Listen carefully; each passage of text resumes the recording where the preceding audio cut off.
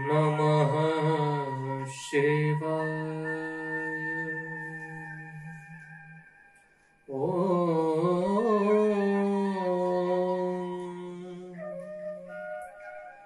नमः शिवाय। शुभं शुभं कुरु नमः शिवाय।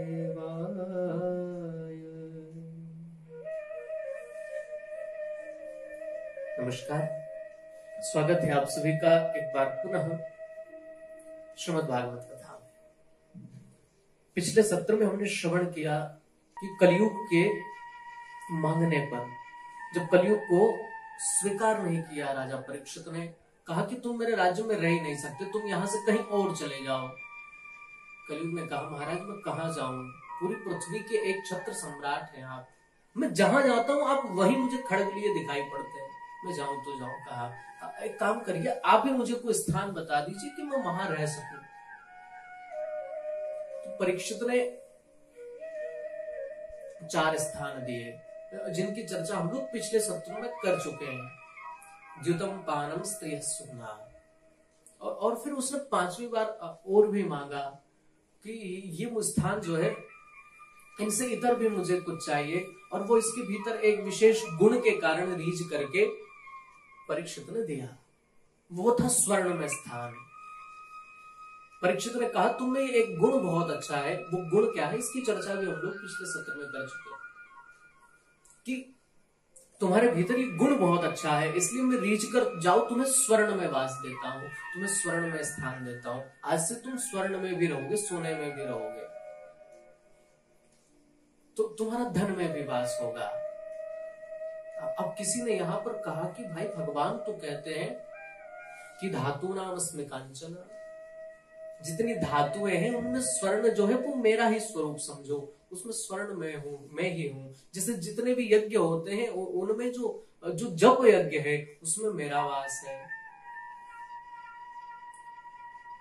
उसी तरह जितनी धातुएं हैं उनमें जो सोना है वो मेरा ही स्वरूप है। हम लोग शालिग्राम की पूजा करते हैं क्योंकि शालिग्राम के भीतर स्वर्ण होता है, इसलिए वो बिना प्रतिष्ठा के देव हैं, उनकी कोई प्रतिष्ठा करने की आपको आवश्यकता नहीं है। शालिग्राम की जो प्रतिमा है, जो मूर्ति है, वो अपने आप में भगवान है, उसमें आपको कोई प्रतिष्ठा करने की आवश्यकता नहीं होती, क्योंकि उसके भीतर स्वर्ण होता है।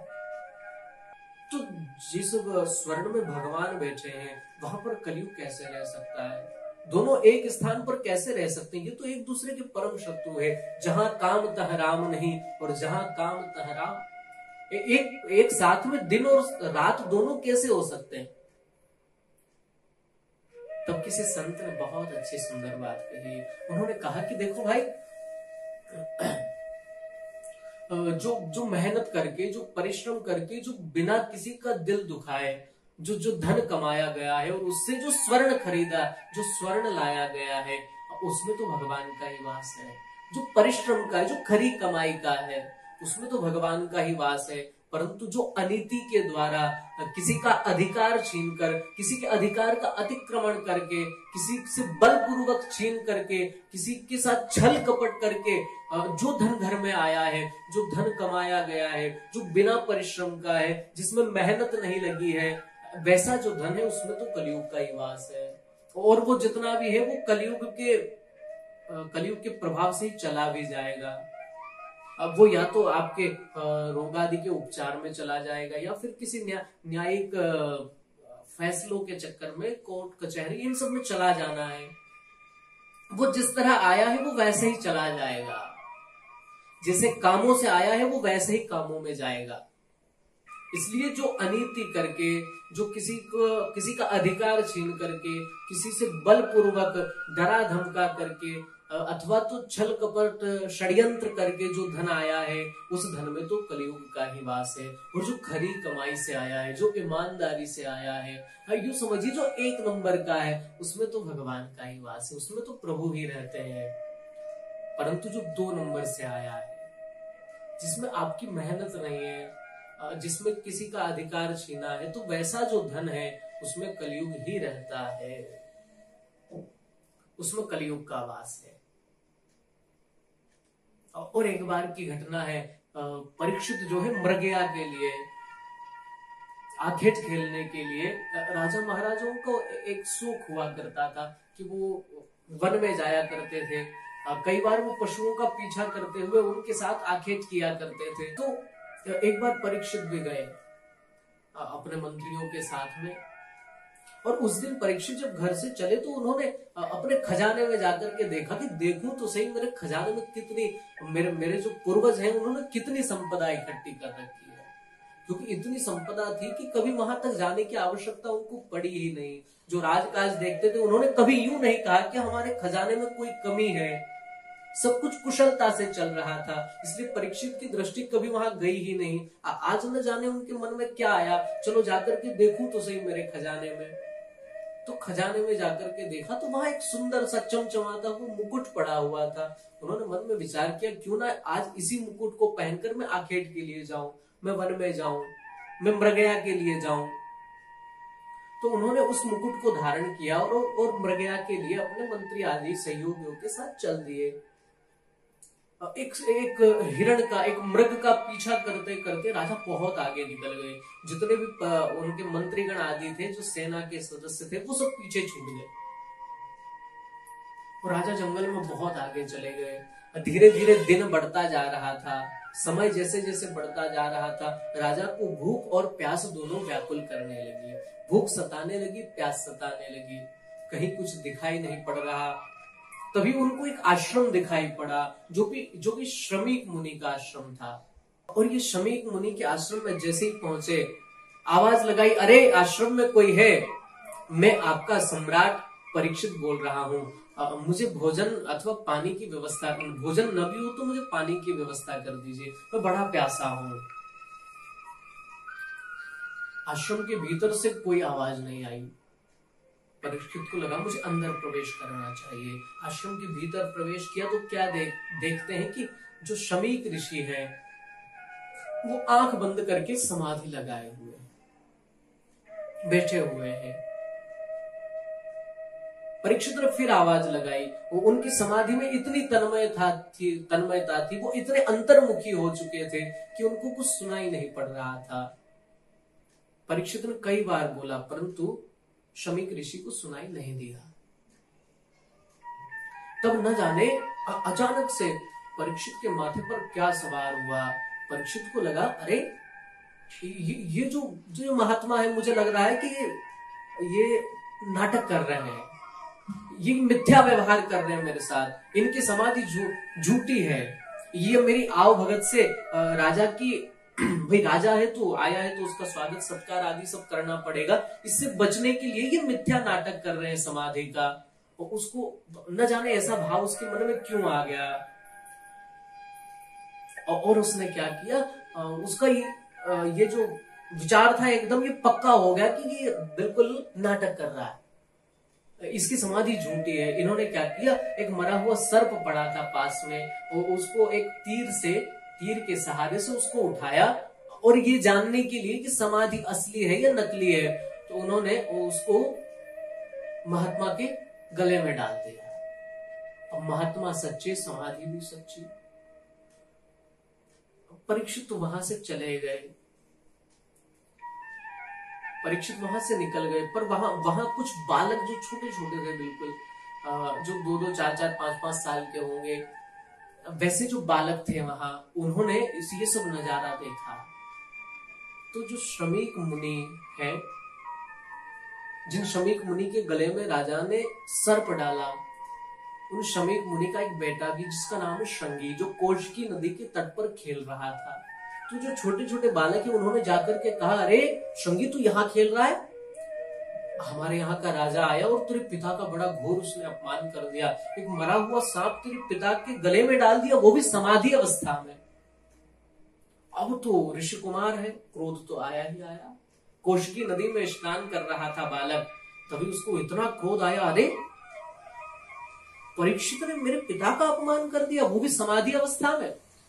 ऋषि कुमार, जो लोग तपस्या करते हैं ना, जिनका जिनका तप वाला जो स्वभाव होता है, वैसे लोगों में क्रोध बड़ा जल्दी आ जाता है, वो क्रोधी स्वभाव के हो जाते हैं, क्योंकि उनमें ताप रहता ही है। एक तपस्या का जो ताप होता है, वो आप देखते हो, जो बड़ा परिश्रमी व्यक्ति होता है, जो बड़ी मेहनत करता है, वैसे व्यक्ति को स्वभावतः क्रोध जल्दी आ जाता है। वो उस तप का फल है, वो उसके मिजाज को ठंडा होने नहीं देता है, वो परिश्रम, वो गर्म ही रहता है।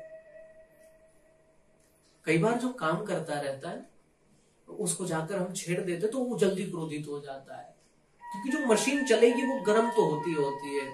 अब भलाई उसी में है कि वो उस मशीन से दूर रहा जाए, उससे चिपका न जाए। जब गाड़ी चल करके आ रही हो तो भैया उसके साइलेंसर से थोड़ा दूर ही रहिए।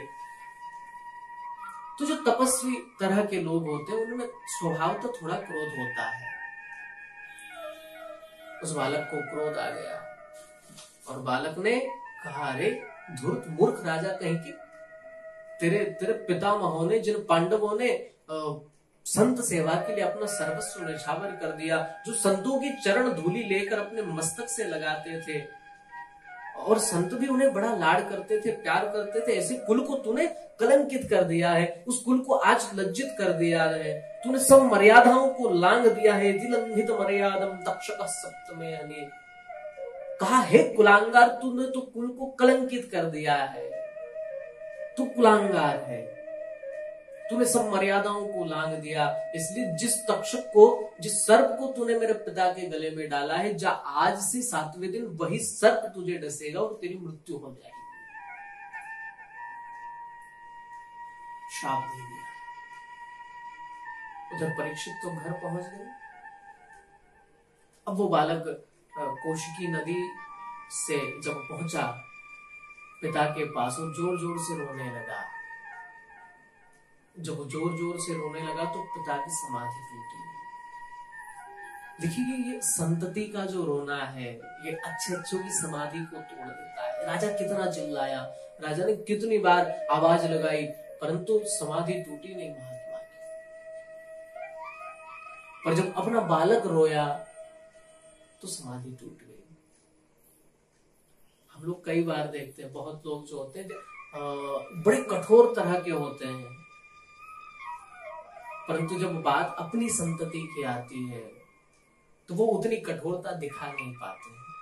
हम दूसरों के लिए तो बड़ी कठोरता दिखाते हैं, बड़े नियम, बड़ी मर्यादाएं बताते हैं, बड़े अनुशासन उन पर लगा देते हैं, पर बात जब घर की आती है, बात जब अपने की आती है, तो फिर वो अनुशासन हमारे शिथिल हो जाते हैं। एक आत्मिक ऐसा जुड़ाव होता है कि फिर वो हम वहां पर वो कठोरता चला नहीं पाते। और इतना राजा के इतना पुकारने के बाद भी जो समाधि नहीं टूटी, वो बच्चे के रोने से टूट गई। आप समझ गए होंगे, ये संसार जो है, ये मोह माया जो है, सब कर ममता ताक बटोही, ये जो बच्चे पत्नी, इन सब की जो माया है, ये अच्छे अच्छों की आंखें खोल देती है और बड़े बड़े लोगों को बंधन में डाल देती है। ये बड़ी बलवती है। भगवान की जो माया है, ये बड़ी ताकतवर है। सभी एक ऋषि की समाधि खुली। कहा, बेटा क्या हुआ, क्यों रोते हो? एक बच्चे ने इशारा किया, आपके गले में देखिए महात्मन। गले में देखा, रे सांप पड़ा है, उठाकर फेंक दिया। कहा, बेटा तू क्यों रोता है, क्या हुआ? बेटा तो इतनी जोर जोर से रो रहा है कि कुछ बोल नहीं पाया। जो पड़ोस में बालक थे, उन्होंने कहा, राजा आए थे, आपके गले में मरा हुआ सर्प डाल दिया, और जैसे हमने ये घटना इसको सुनाई, तब से ये रो रहा है, और इसने परीक्षित को 7 दिन में मरने का श्राप दे दिया है। शमीक मुनि ने कहा, क्या बेटा, तूने 7 दिन में मरने का श्राप दे दिया? हाँ बेटा बोल पड़ा, मैंने दे दिया श्राप। शमीक ऋषि ने माथा पकड़ लिया अपना। कहा, बेटा तूने ये क्या कर दिया? अरे ऐसा परीक्षित जैसा धर्मात्मा राजा जो है, वो कभी इस पृथ्वी को आगे जाकर मिलेगा नहीं। ऐसा धार्मिक राजा कहाँ मिलेगा? अब तो जितने भी राजा होंगे वो धर्म निरपेक्ष होंगे, और जब राजा में धर्म नहीं होगा तो प्रजा में धर्म नहीं होगा, और प्रजा में धर्म नहीं होगा तो वर्ण संकरण होगा, और उस सब का कारण बेटा तू बनेगा। इसलिए तूने बिल्कुल अच्छा नहीं किया। अब श्रमिक को परीक्षित के जीवन की उसकी चिंता होने लगी कि उसका अंतिम क्षण कैसा होगा, कहीं वो परमात्मा प्राप्ति के बिना ही उसकी मृत्यु न हो जाए। अपने एक शिष्य को बुलाया जो बड़ा प्रिय शिष्य था, उनका नाम था उसका गौरमुख। उससे कहा, बेटा जाकर के सम्राट परीक्षित से कह देना कि आज से 7वें दिन उसकी मृत्यु हो जाएगी, अपनी मुक्ति का कोई उपाय वो कर ले, कोई उपाय अपनी मुक्ति का वो कर ले। ऐसा कहकर उसको पहुंचा दिया। बड़ा दुख हुआ ऋषि को, परंतु जबान से एक बार जो शब्द निकल गया, कमान से एक बार जो तीर निकल गया, वो फिर लौट कर आता तो नहीं है, परंतु हम उसको सावधान कर सकते हैं। जाओ परीक्षित से कह दो कि वो अपना अंतिम समय जो है उसको सुधार ले। और वो शिष्य गया, उसने जाकर के परीक्षित को ये बात बताई। परीक्षित ने जैसे ही परीक्षित घर पहुंचे और उसके उपरांत जो मुकुट उन्होंने माथे पर धारण कर रखा था उसको जैसे ही उतारा, भागवत में तो यद्यपि ये बात नहीं है कि वो मुकुट जरासंध का था, परंतु वो मुकुट जो है संत कहते हैं, महात्मा कहते हैं, ऋषि मुनि कहते हैं कि वो मुकुट जो है वो जरासंध का मुकुट था। और जरासंध बड़ा अत्याचारी राजा था। उसने जो वो मुकुट जो है वो कहीं से लाया था, तो वो किसी से छल करके बलपूर्वक ही लाया था। और जो बलपूर्वक लाया गया है, जो अपना नहीं है, किसी से छीन कर लाया गया है, मैंने निवेदन किया था, ऐसे धन में कलयुग का ही वास होता है। अब आप विचार कर रहे होंगे कि जरासंध का मुकुट परीक्षित के पास कैसे आया। अब सबको विदित होगा कि जरासंध को भीम ने मारा, और जब भीम ने जरासंध को मार दिया तो भाई स्वभाव था, राजाओं के ये नियम होते थे कि जब किसी राज्य पर आप विजय करें तो वो आपके अधीन होता है, वहां के खजाने पर आपका अधिकार होता है। जो वस्तु राजाओं को अच्छी लगती थी वो अपने साथ में लेकर आ जाया करते थे। तो ये मुकुट भीम को बड़ा अच्छा लगा, तो वो ले आए थे, वो राजकोष में रख दिया था। और वही मुकुट पहनकर परीक्षित जो है मृगया के लिए गए। और इन सब से जो परीक्षित से जो ये भूल हुई है, उसके मूल में कलयुग ही है, क्योंकि वो अधर्म से लाया गया, बलपूर्वक छीन कर लाया गया मुकुट था, तो उसमें भगवान का तो वास था नहीं। वो स्वर्ण का मुकुट था, उसमें वास किसका हो गया? कलयुग का। और कलयुग जब माथे पर बैठ गया मुकुट के रूप में, तो उसने परीक्षित की बुद्धि को बिगाड़ दिया। और परीक्षित की बुद्धि ऐसी बिगड़ी कि फिर वो भूल गए कि संत का सम्मान क्या होता है, मेरे पूर्वजों की क्या मर्यादा है, मेरे पूर्वजों की कीर्ति क्या थी, उस सब को भूल गए। और वो अधर्म उनसे हो गया। एक थोड़ा सा अधर्म सोचिए, केवल इतना सा अपमान परीक्षित से हो गया, तो उसकी क्या दशा होने वाली है आप देखिए। और कितना पश्चाताप उन्हें हुआ। और हम तो न जाने कितने अपराध, कितने लोगों का अपमान रोज करते हैं। सोचिए हमारी क्या दशा होने वाली है। परीक्षित को बड़ा पश्चाताप हुआ, अरे ये मुझसे क्या हो गया। इतने वो गौरमुख नाम का जो शिष्य था शमीक मुनि का पहुंचा, उसने सारी बात बताई कि आपको 7 दिन में मरने का श्राप लगा है। परीक्षित ने कहा, ये तो उस संत बालक ने मुझ पर अनुग्रह कर दिया है। अरे मैं तो अपने इस पापी देह को एक क्षण भी नहीं रखना चाहता, मुझसे संत का अपमान हो गया। मेरे पूर्वज स्वर्ग में या जिस भी लोक में होंगे, वो मुझे देखकर आज क्या कह रहे होंगे, उनको लज्जित होना पड़ा होगा मेरे कारण। ऐसी देह को मैं रखना ही नहीं चाहता, मैं तो इसी क्षण इसको नष्ट करना चाहता हूं। परंतु उस ऋषि ने 7 दिन में मरने का श्राप दिया। उसने श्राप नहीं अपितु मुझ पर अनुग्रह कर दिया है। संसार में ऐसा कौन व्यक्ति होगा जो ये कह सके कि मैं 7 दिन जीवित रहूंगा। मुझे तो एक सर्टिफिकेट मिल गया, एक प्रमाण पत्र मिल गया कि तुम 7 दिन जीवित रहोगे।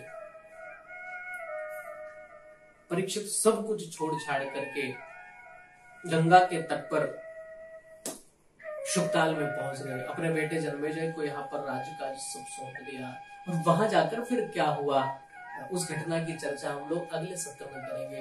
तब तक आप सभी को सादर जय श्री कृष्ण।